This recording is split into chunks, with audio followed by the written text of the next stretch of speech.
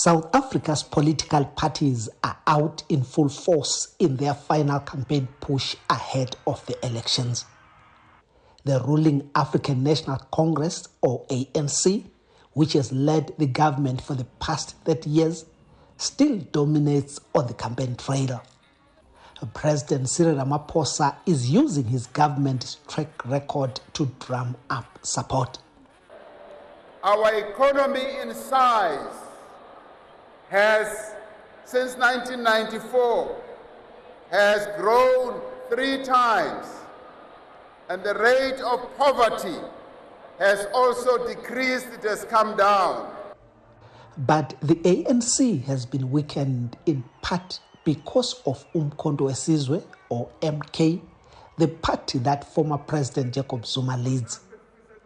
Many of his supporters are abandoning the ANC to an extent some experts say could mean Nelson Mandela's party sinks below 50% of the national vote for the first time.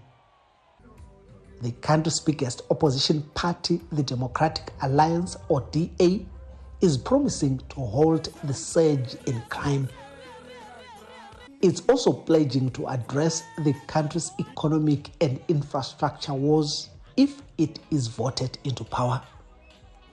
The DA's key priorities during the 2024 to 2029 term will be to, 1, create 2 million new jobs for South Africans.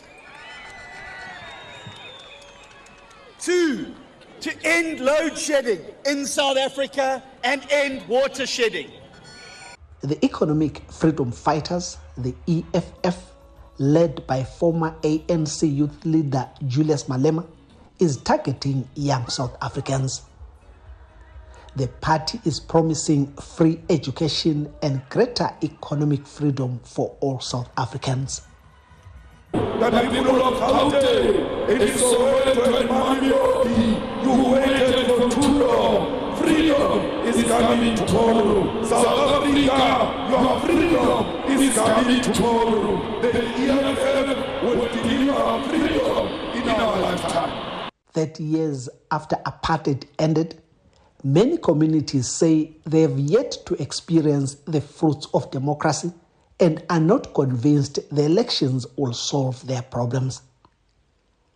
This community in Calfontein, east of Johannesburg, has no houses, no sanitation, and no electricity. Families have to share these outside toilets, leaving 13-year-old Anele Khumalo worried and frustrated. The problem of these toilets, you are using this toilet with many people, others they got disease, and we are all using these toilets.